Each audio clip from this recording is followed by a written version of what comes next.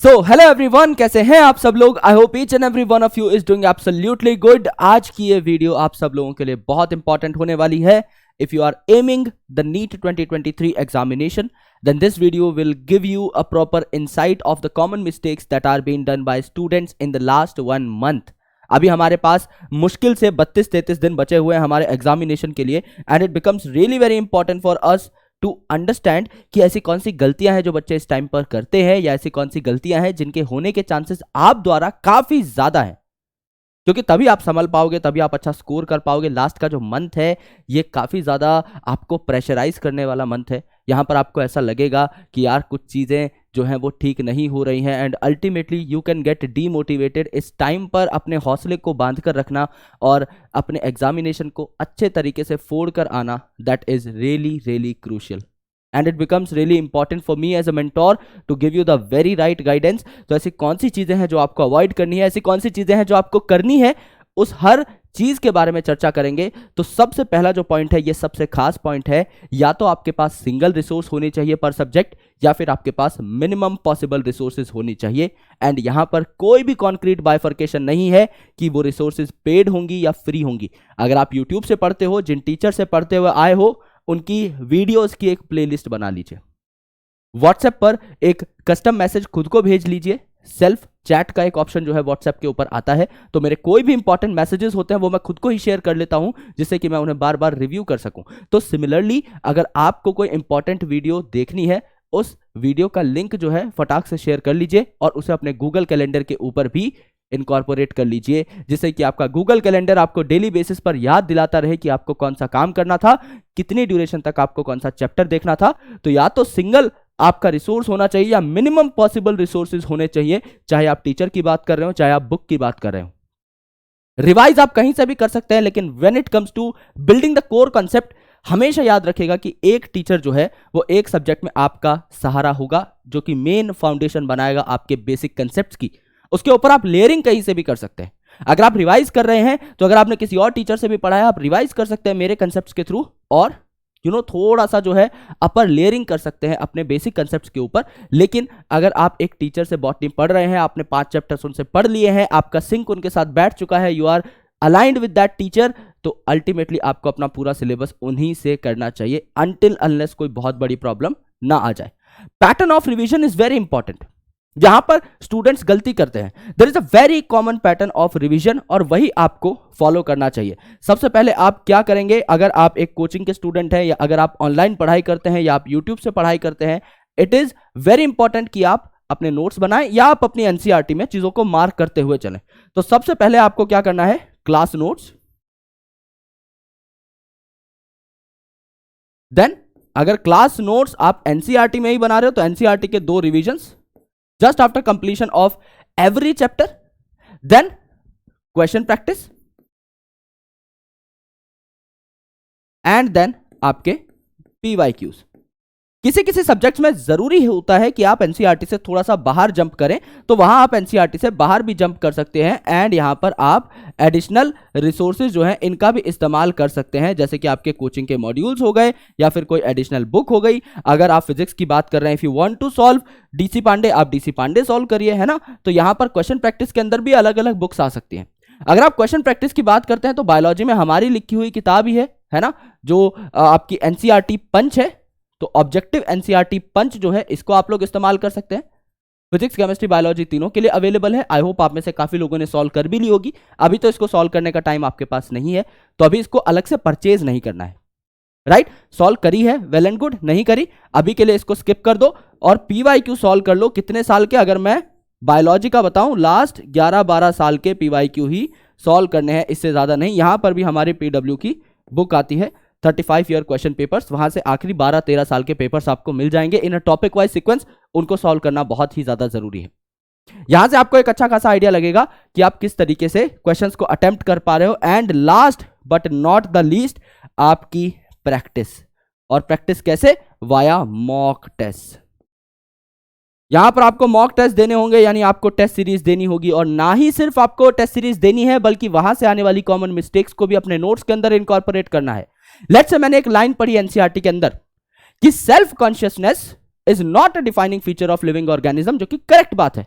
लेकिन मैं कॉन्शियसनेस और सेल्फ कॉन्शियसनेस में कंफ्यूज हो गया और मैंने टेस्ट सीरीज के अंदर एक क्वेश्चन जो है वो गलत कर दिया। वहां मैंने मार्क कर दिया कि कॉन्शियसनेस और सेल्फ कॉन्शियसनेस दोनों ही डिफाइनिंग फीचर होते हैं।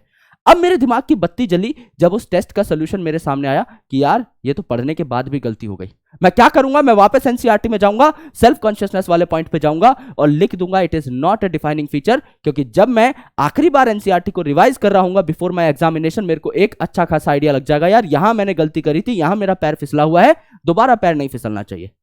और जो कंसेप्ट आपको एक बार में समझ में आ गया, जिसके क्वेश्चंस आप सही लगा रहे हो, वो तो भाई बढ़िया बात है ही, तो उनको आपको सप्लीमेंट नहीं करना होता। So the most important mistake जो कि स्टूडेंट करते हैं इज लैक ऑफ सप्लीमेंटेशन। आपको सप्लीमेंट करना होता है भाई हर चीज को।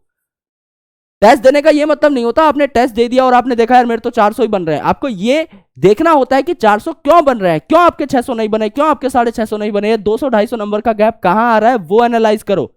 क्या मैंने बबल गलत भर दिए, उस चीज की प्रैक्टिस करो कि आप बबल गलत ना भरो। क्या ये कंसेप्ट मैंने पढ़ा ही नहीं था जिस वजह से 50 नंबर मेरे कट गए, तो उन 50 नंबर के कंसेप्ट्स को पढ़ के जाओ, 50 नंबर बढ़ जाएंगे। क्या पढ़ने के बावजूद गलती हो गई, कैलकुलेशन एरर हो गया, कैलकुलेशन पे काम करो। क्या मुझे कंसेप्ट ठीक से समझ में ही नहीं आया था, दोबारा कंसेप्ट पे भागो, दोबारा कंसेप्ट पढ़ो, उस चीज को ठीक करो।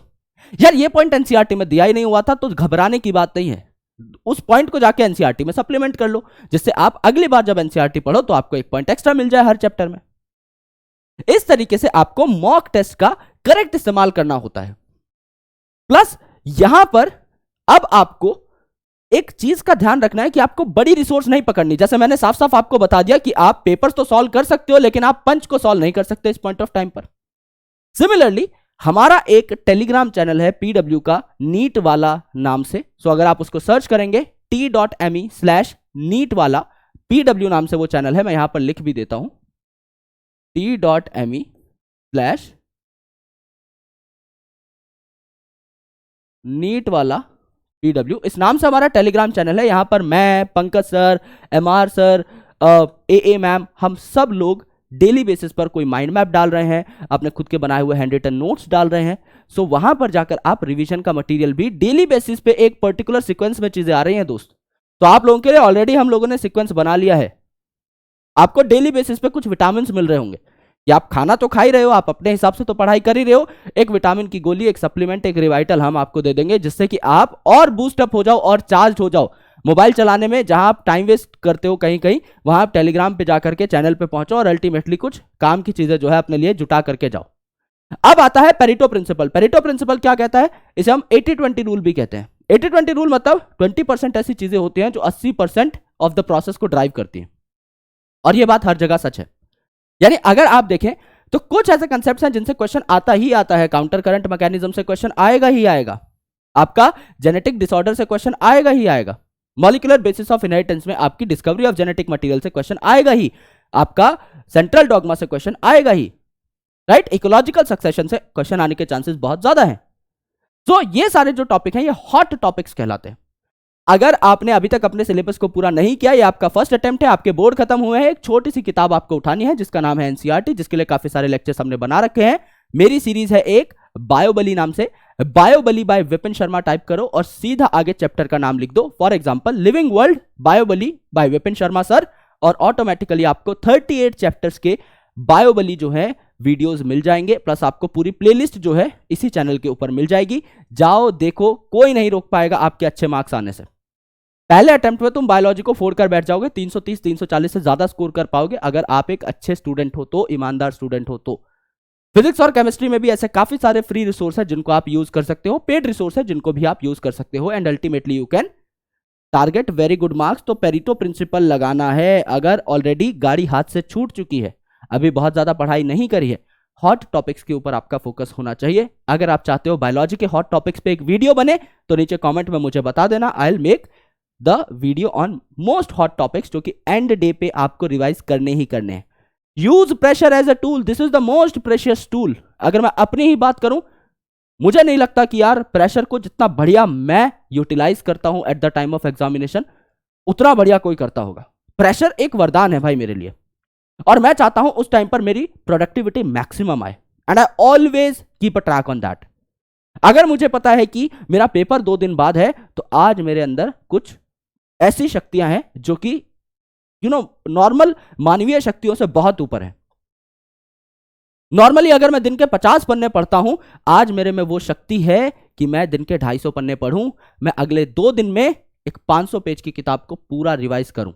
इस टूल की खासियत समझो दोस्त, ये जो प्रेशर है ये आपको परेशान करने के लिए नहीं है। न्यूरो साइंस में इसे पार्किंसंस रूल कहा जाता है। पार्किंसंस रूल मतलब अगर एक काम करने के लिए आपको 1 महीना दिया जाए तो आप उस काम को करने में 1 महीना ही लगाओगे, लेकिन अगर आपको वही काम करने के लिए 5 दिन का वक्त दिया जाए तो आप उसे 5 दिन में भी कुछ ना कुछ करके कर ही दोगे। This is Parkinson's rule. आप जब इस रूल को समझोगे तो आपको अंदाजा होगा कि यह काम जो 500 पन्ने पढ़ने का था ये एक्चुअल में 2-3 दिन का ही काम था। हम खामखा अटके हुए हैं दोस्त। इस चीज को समझिए और यूटिलाइज करिए। प्रेशर जो है आपको परेशान करने के लिए नहीं है। जैसे हमें लगता है कि कई बार हमें फीवर हो गया है, वो हमें परेशान करने के लिए नहीं है। फीवर तो हमारी बॉडी का टेम्परेचर बढ़ाता है कि बैक्टीरिया इनएक्टिवेट हो सके और हमारे इम्यून सेल्स उनको किल कर सके। कुछ चीजें ऐसी हैं जो हमें बुरी लगती है बट वो है हमारे ही फायदे के लिए, और वैसी एक चीज है प्रेशर। इसको यूटिलाइज करो यार, इसके मजे लो, इस प्रेशर से आउटपुट निकालो, आउटकम निकालो, तब आएगा लाइफ में मजा। राइट? एंड प्रैक्टिस तो आपको करनी ही करनी है। अभी इस पॉइंट ऑफ टाइम पे कम से कम अगले 30 दिनों के अंदर चैलेंज लो कि 10 मॉक टेस्ट लोगे और 3-3 घंटे लगातार बैठोगे, सिटिंग कैपेसिटी बढ़ाओगे, बबल भरोगे, 10 OMR शीट्स प्रिंट करके लेके आओ, 200 क्वेश्चन की बकायदा एक OMR शीट को अपने हाथों से भरो। पेंसिल से प्रैक्टिस करो, पेन से प्रैक्टिस करो, क्वेश्चंस को टाइमर लगाकर सॉल्व करने की कोशिश करो। अगर आप 3 घंटे का टाइमर लगा रहे हो, कोशिश करो कि पेपर आपका 2.25 घंटे में हो जाए। फिर आप बबल भरो, या जो भी आपकी बबल भरने की कला है कि मैं तो पहले पूरी फिजिक्स करूंगा फिर फिजिक्स के बबल भरूंगा एंड सो ऑन, जो भी है you can go with that. लेकिन अल्टीमेटली आपका पेपर 3 घंटे से पहले हो जाना चाहिए। आपको थोड़ा सा रिवीजन का टाइम भी मिलना चाहिए। Right? So these are some things जो कि आपको अगले महीने तक ध्यान में रखनी है। और अगर आपको मेरी कोई हेल्प चाहिए, I am always there. Daily basis पे मैं कमेंट्स पढ़ता हूं अपनी सारी वीडियोस के, इनफैक्ट पुरानी वीडियोस के भी, और आप लोगों के लिए कुछ बहुत अच्छा प्रिपेयर कर रहा हूं जो मैंने आप लोगों के लिए वादा भी किया था। कुछ चीजें आपकी इतनी ज्यादा हेल्प करने वाली हैं for next NEET attempt. Obviously इस नीट में तो I am taking a lot of series for you, जो कि आप यूट्यूब पर देख सकते हैं, लेकिन आने वाले टाइम के लिए भी इस साल मैं अपने आप को इतना तैयार कर रहा हूं कि आप लोगों को बायोलॉजी बहुत ईजी तरीके से परोसी जाए and absolutely free of cost ही परोसी जाए, और मजा बहुत आने वाला है। And ultimately this is a wish मैं आप लोगों के साथ शेयर कर सकता हूं, because you know that I share a bond where I always share everything despite a few things which I will be sharing in future. कि कुछ लाइफ के ऐसे फेजेस हैं जो I want to share, but उससे पहले मुझे लगता है कि मेरा फाउंडेशन थोड़ा स्ट्रांग होना चाहिए कि मैं आप लोगों के साथ उतनी बड़ी बातें कर पाऊं। But I think that day would come quite soon. So I want to become one of the best teachers of biology. Some of you love me so much कि इस वीडियो के नीचे भी कमेंट्स आ जाएंगे, sir you are already the best teacher in biology, but I honestly want to get that space in your heart. I already have a little space, I just want to extend that up. I am improving my skills of teaching biology because I am very new to it. It's been 5 years only, but some things come with experience that I have already understood. So this is my personal grudge कि मेरे को यार वो चीज़ चाहिए है ना, और ultimately I am working really hard for it. So when you will be looking forward to my next sessions which are coming up on YouTube or on batches, then you would be like really appreciating the type of content that I'll be coming forward with, and you will truly understand the biology in depth, that too with a lot of knowledge integration, a lot of fact integration, with a lot of fun, which is going to be a really new side of my biology teaching way. So thank you so much for watching this video up. और आपको कुछ भी value addition लगा हो तो आप channel के साथ जुड़ सकते हैं, और कहीं भी आपको लगता है कोई चीज़ है जिसके ऊपर आपको वीडियो बनानी है, आपसे हम हर 5-7 दिन में एक कम्युनिटी पोस्ट डाला करेंगे जहां पर आपके सबसे ज़्यादा जो हॉट टॉपिक्स होंगे जो आप चाहेंगे कि मैं बनाऊं, मैं उनके ऊपर वीडियोस ज़रूर बनाऊंगा। एंड अल्टीमेटली कुछ टारगेटेड सीरीज भी हम लोग ले करके आएंगे। तो रॉ कंटेंट के लिए, स्मॉल कंटेंट के लिए हमारा नीट वाला का टेलीग्राम चैनल, एंड पेपर्स पंच अगर आप लोग सॉल्व कर रहे हैं दैट्स वेरी गुड, नहीं सॉल्व कर रहे हैं सॉल्व करना स्टार्ट करो, प्रैक्टिस करना स्टार्ट करो, प्रेशर को यूज करना स्टार्ट करो, पेरेटो प्रिंसिपल लगाकर स्मार्ट स्टडी करना स्टार्ट करो, पैटर्न ऑफ रिवीजन को समझो कि एक तरीका होता है जिस हिसाब से चीजें काम करती हैं। आप ए को बी की जगह नहीं रख सकते, बी को ए की जगह नहीं रख सकते, देयर इज अ फ्लो, उस फ्लो को समझो और मिलता हूँ आपसे अगले सेशन में। और नीली टी शर्ट में कैसा लग रहा हूँ ये भी कमेंट कर देना भाई, है ना, क्योंकि मैं बहुत फ्रिक्वेंटली नए नए कपड़े पहनता नहीं हूँ और इतनी ज़्यादा फोटोज़ भी नहीं डालता। यार इंस्टाग्राम पे फॉलो कर लो भाई, एक चीज़ जो मैंने कभी नहीं कही, इंस्टाग्राम में बहुत पिछड़े हुए चल रहे हैं यार, है ना। अब से मैं कुछ अपने लाइफ के जो कुछ कुछ चल रहा होगा, मैं किसी से मिल रहा हूँ, कई मीटिंग्स में जा रहा हूँ, वो सारा मैं शेयर किया करूंगा आपसे, because I use to meet a lot of people. I met sharks last week. Aman Gupta sir से मैं मिला, विनीता सिंह मैम से मैं मिला, देन अनुपम मित्तल सर से मैं मिला, काफ़ी सारी ऐसी चीज़ें होती हैं, विवेक बिंद्रा सर से मैं मिला, प्रफुल्ल बिलोरे से मैं मिला, काफ़ी सारी चीज़ें हैं। So I just want to share that up with you. तो विपिन शर्मा बायोलॉजी करके हमारा इंस्टाग्राम है, वहाँ पे पक्का जुड़ जाना दोस्त, है ना, क्योंकि भाई 10,000 सब्सक्राइबर भी नहीं हुए हैं वहाँ पे, सब्सक्राइबर बोलने की आदत पड़ गई मुझे, फॉलोवर नहीं हुए, 500 बचे हुए हैं, करा दो यार प्लीज़, है ना। और वहाँ पे हम लोग कुछ अच्छी अच्छी चीज़ें शेयर करेंगे और कुछ अपना फनी साइड भी आगे रखने की कोशिश करेंगे। थोड़ा मेरे को अब मज़ा चाहिए ज़िंदगी में बहुत यार, बहुत सीरियस रह लिए अब, ठीक है, थोड़ा सा कुछ कुछ किया करेंगे with time. And I love you a lot, thank you so much, and मिलता हूँ आपसे अगले सेशन में। तो कम्युनिटी पोस्ट पर थोड़ा सा एंगेजमेंट आप जरूर दिखाना। आपको जिन टॉपिक्स की जरूरत है, वो कोई भी टॉपिक हो सकता है, कोई भी मतलब कोई भी। अगर आपको पर्सनल लाइफ से रिलेटेड भी कोई सजेशन चाहिए तो एज अ भाई I am always there for you, है ना। आपको लगता है कि देयर इज अ टॉपिक जो आपको पर्सनली हिट कर रहा है, फॉर एग्जांपल मास्टरबेशन है ना, लोग यूजुअली उसके बारे में इतना ओपनली नहीं बोल सकते जितना मैं बोल सकता हूँ। मुझे ऐसा लगता है I have got those guts कि मैं इनके बारे में बात कर सकता हूँ। If you need to talk upon periods और menstruation, then I can get some gynac on a podcast जहां पर हम वहां पर चर्चा कर रहे हो इन सारे सेंसिटिव टॉपिक्स के बारे में। कोई भी टॉपिक आपको लगता है that your love life is not going good, you are in a mess, anything, पढ़ाई या फिर पढ़ाई से अलग, anything, I am there for you. Thank you so much, lots of love, मिलता हूं आपसे अगले सेशन में, शुक्रिया।